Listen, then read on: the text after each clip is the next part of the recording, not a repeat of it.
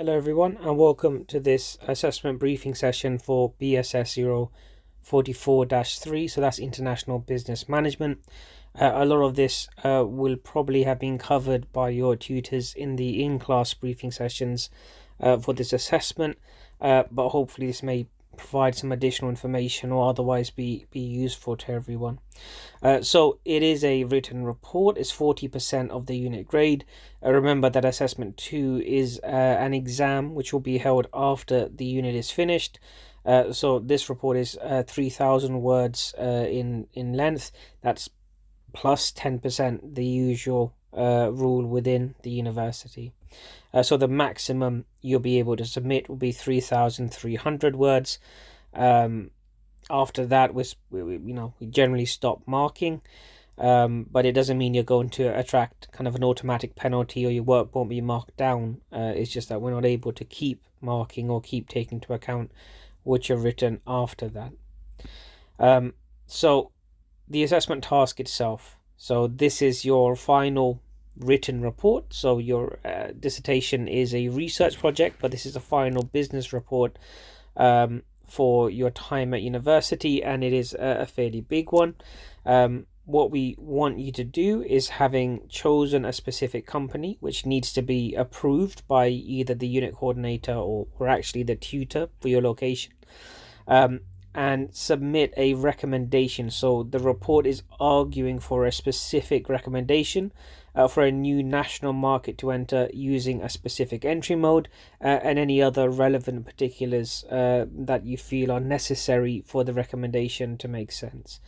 So if you have, for example, Amazon, you may write a report recommending Amazon enters the Turkish market or the Egyptian market, and the entirety of the report is geared towards making that case. It is effectively a report putting forward a specific recommendation and arguing for a particular recommendation. You're not exploring a topic or having a general discussion, but rather it should be a focused report aimed at pushing a specific recommendation.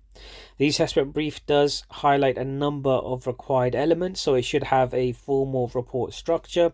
We're not looking for an essay or anything formatted in a different way, but a normal report structure, a business report. You have to have had the company agreed by the tutor. This is important. Please don't just skip this and choose a company. There's a good chance that when that is picked up on during marking, that's a failure to follow kind of basic instructions. The reason for this is we do want to use that opportunity to give some feedback, but also to make sure the company you've chosen is appropriate, so it's not too large, so you're unable to give a reasonable recommendation. It's not so small that you're unable to actually demonstrate your research ability, and it isn't in any other way inappropriate or one that we do not want you to do. So please do make sure you have had it approved. We ask that you consider at least 2 potential new markets to enter, leading to a recommendation of one specific national market. And that's because it's very hard for people to evaluate a single option. Having 2 options and then making that evaluation and then making a case for one of those options is a much more natural way that people are able to weigh up and consider a recommendation that's being made. So you would, so in the previous case of Amazon, perhaps you're submitting a report where you're arguing for Amazon to enter the Turkish market, but you're using Egypt as a comparison to help construct and put that recommendation forward. You are required to use unit concepts, models, or theories to support your analysis and recommendations. This is not a standalone assessment. It is an assessment for the International Business Management unit. That means that we expect that the things that we are teaching you on this unit are being used in this assessment. That's why we're teaching them. If you look through the unit content and the unit structure, it's arranged, structured, and geared towards helping you make your recommendations, make your arguments in this assessment. So I just want to make sure that is absolutely clear. It's not something which is optional. It is the point of the assessment. There is a process log to use as well as Appendix A, and that is a required part of the assessment. It is actually marked, so it is on the mark scheme. The process log does have a different format this time, so it's not the colored boxes. It is a different format which should be much easier to copy and paste, and the questions are tweaked and changed as well. Please use this specific process log template rather than the colored boxes you may have used on other units in the past. As well as this, Appendix B should be a short reflection, approximately 300 words, on the assessment process using a reflective model. So I know that you guys have studied Gibbs and Kolb before, both of which are absolutely fine reflective models to use. As well as this, we have a series of recommended elements which are obviously strongly recommended. So we did say that you must use unit concepts, models, and theories. There's a number that may be particularly useful. So when you're considering an argument or arguing for a specific recommendation for a new national market, it will be quite natural to consider things like political risk, legal systems, culture, supply chains, trading blocks, so that includes tariffs and trade barriers, as well as forex and currency risks. All of these will be covered or have been covered before the deadline for the submission. The exact order that you cover them and how much time you give to them is really a function of the company and the recommendation that you have. So if you're dealing with something which is culturally bound, so things like clothes, entertainment, food, these are cultural products. It will be natural to spend a lot more time talking about cultural distance because your company is dealing with cultural products, whereas perhaps something like consumer electronics have not nearly as much cultural elements to them. So you may spend far less time talking about culture. If your recommendation is a country that's experiencing significant political upheaval or political instability, you're probably going to spend more time talking about political risks. If your country is a relatively stable country with minimal political risks, you're probably going to spend less time talking about political risks. So that's the in terms of, there's no overall one structure to use, there's no one way to approach your reports. It depends on the argument you're making. So form should follow function. So you should look at the argument you're making, and then your actual structure and your approach should follow that. So in terms of what kinds of things we're looking for, there is a lot that you guys should be using. So you're looking at the potential market for the product or service. Does your new market to enter, your recommendation, have sufficient in terms of the potential for it to be a valuable market?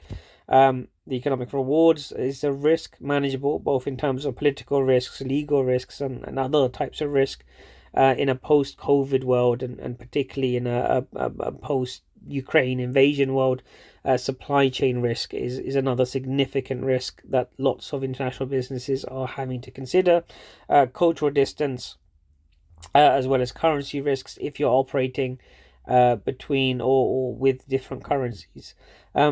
If you are writing about a French company going into a German market, they're both using euros, so there will be zero currency risk, so there's no need to really spend any time on currency except one or two sentences pointing this out.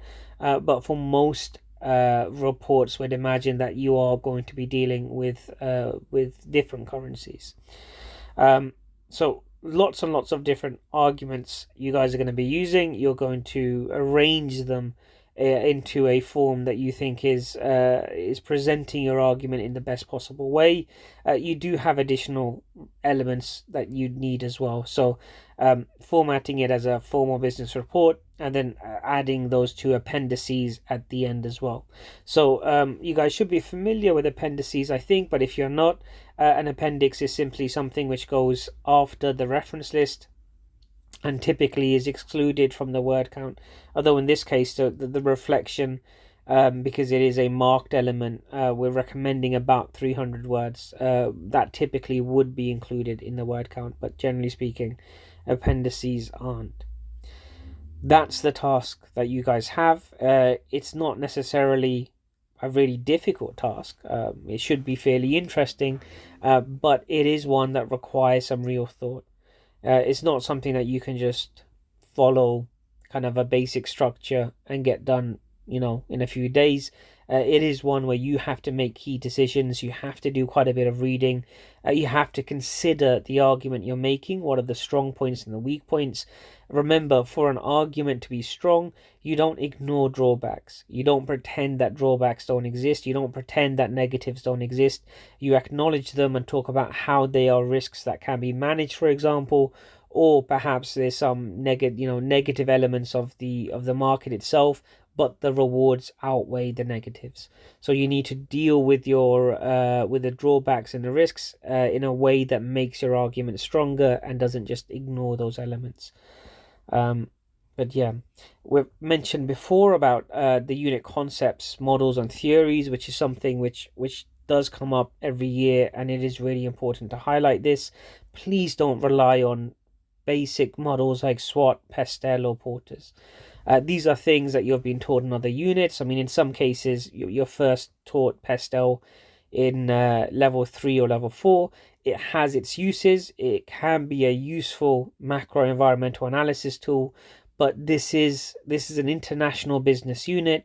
We're teaching you international business models and theories and concepts, and we expect those to be used in the assessments because, again, we're testing you or assessing you for learning on this unit.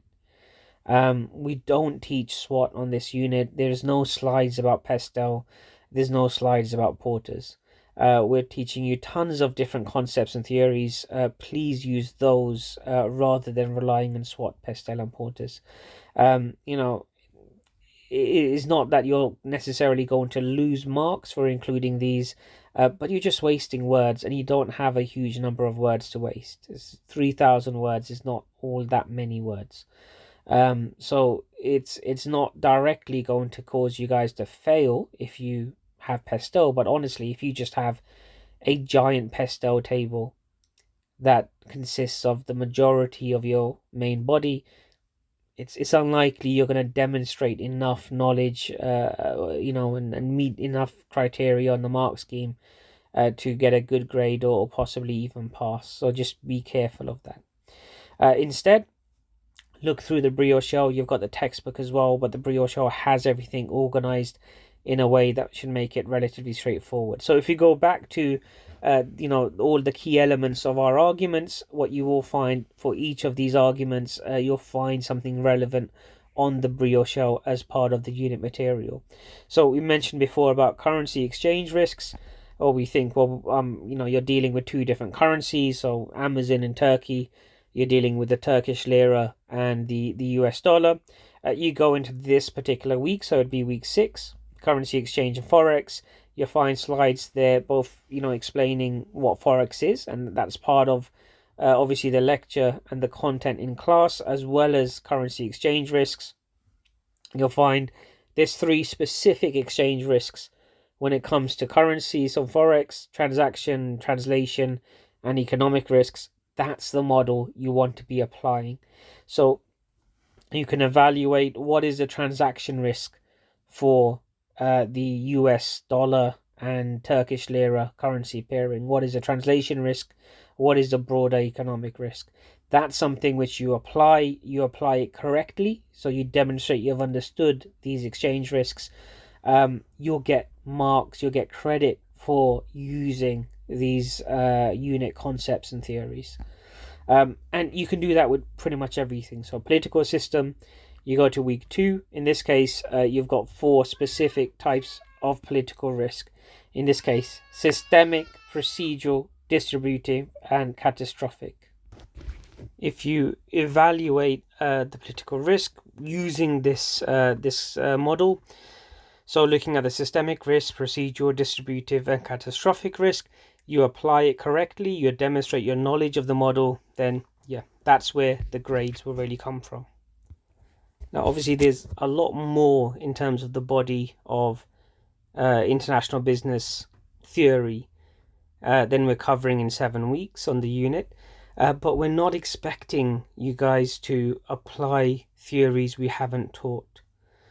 So you're not going to be marked down. You don't have to worry about the theory. The theories that we're expecting you to apply, and they're not just theory, there's concepts and models as well, are the ones that are on the unit. That's the key thing. Look through the unit.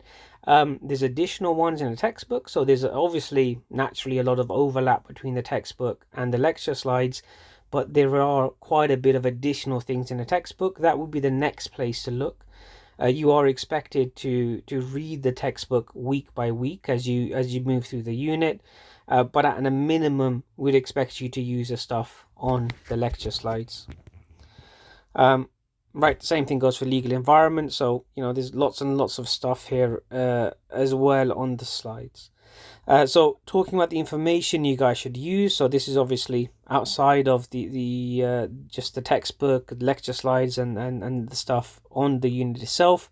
You want to use lots of wider academic citations, but also credible non-academic citations.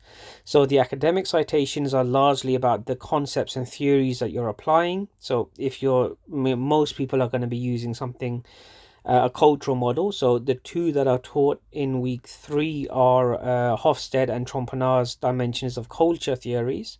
Please don't just go, right, we're using Hofstede Insights, the website, and we're throwing in some graphs and tables.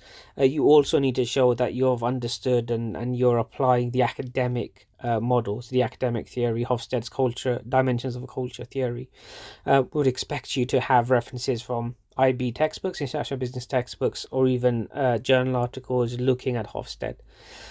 So that's where you would get your academic citations from.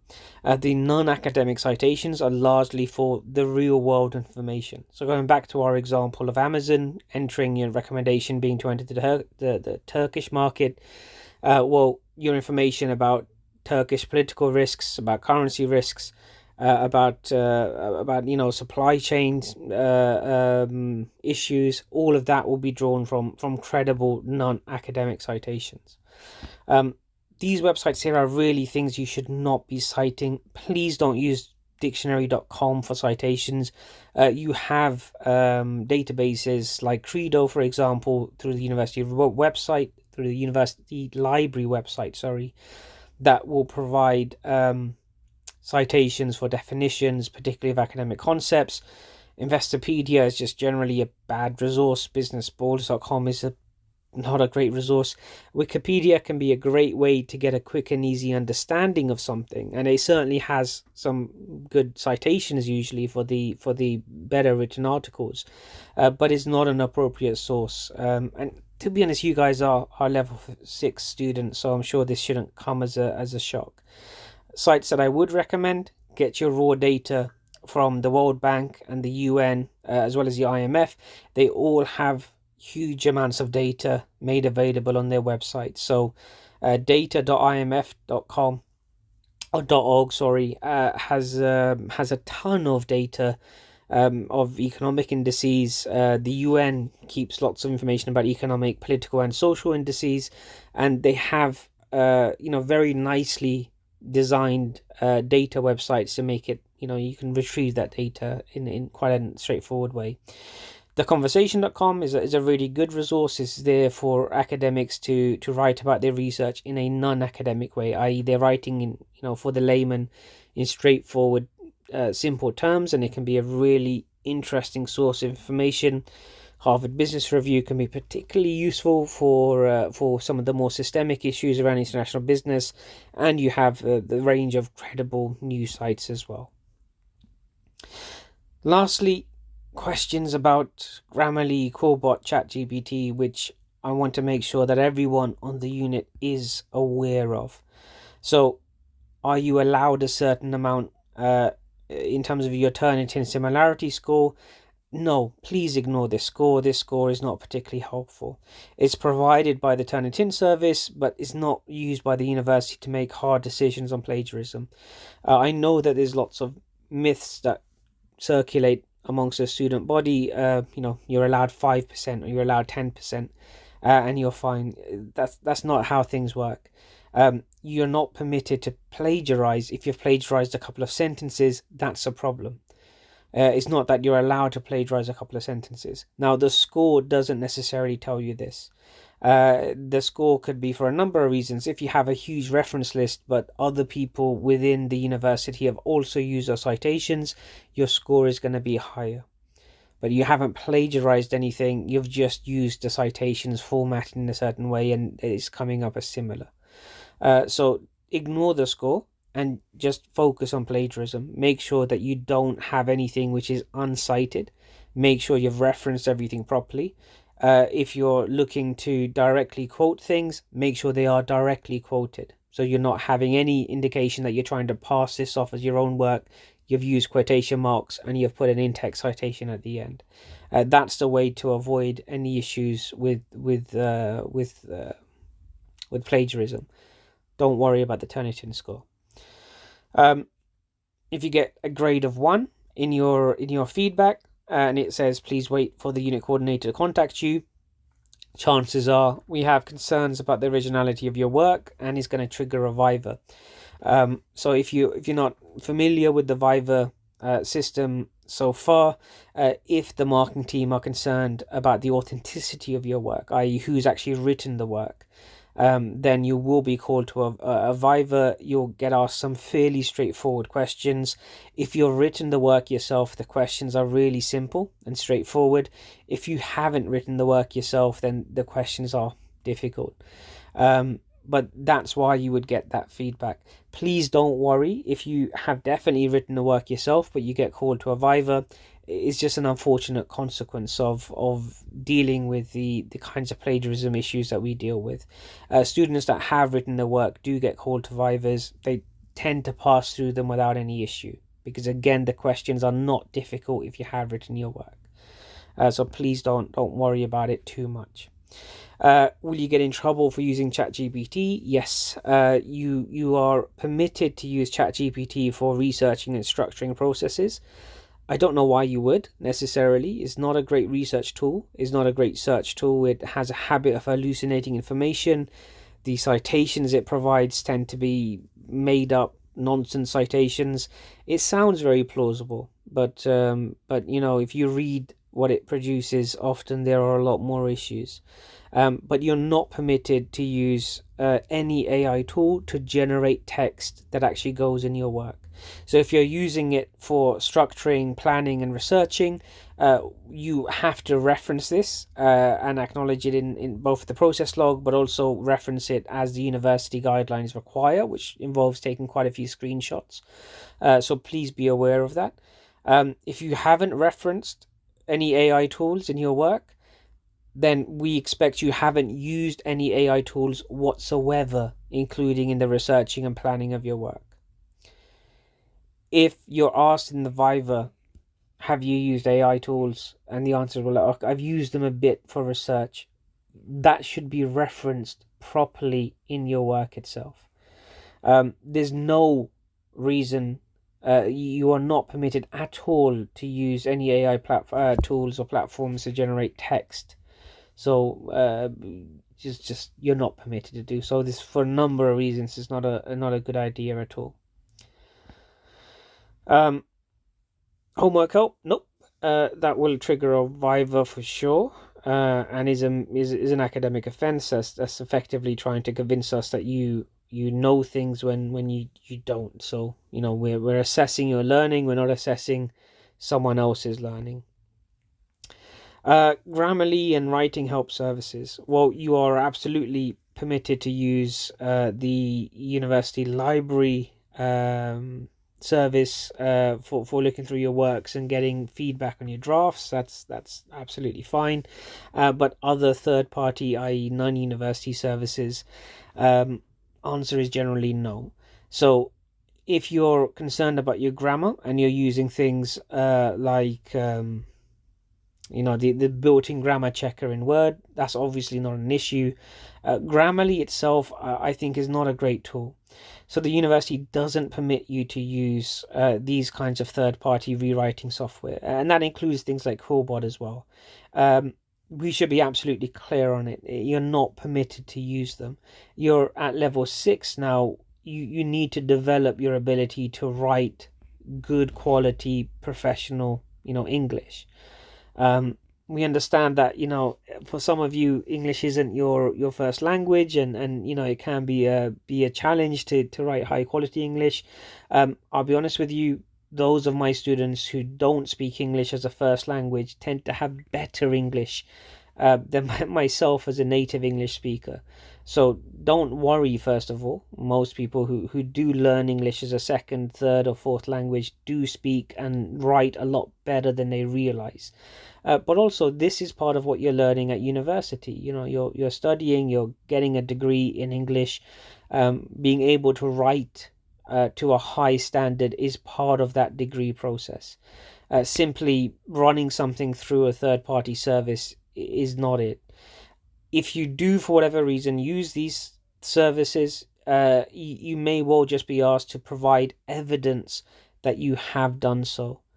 That means, where is the work that you have written before you ran it through Grammarly, before you accepted changes suggested by Quillbot and so on. If you're unable to do that, then that's going to be a concern. So you shouldn't use it. It's not permitted. If for whatever reason you do use it, you will be asked to present the work that you wrote yourself. Same thing goes for Google Translate. Translating individual words and sentences isn't a problem. We understand that you come across words you're not familiar with, you come across a sentence you're not familiar with, you may want to use a translation service to make sense of it, but you're not permitted to actually write large chunks of your work or all of your work in a different language and then translate it. If you say that you have, you will be asked for the work that you have written in your own language. You need to be able to produce that if you say that you have, but you're not permitted to do that. Sorry for ending this video on what seems like a hectoring note. I do apologize. It's just that this is an issue. We do have issues with authenticity. We have issues with plagiarism, and I want to make sure that everyone is very clear on what the university and unit policies are. All right, brilliant. Thank you very much, guys. And yeah, take care all.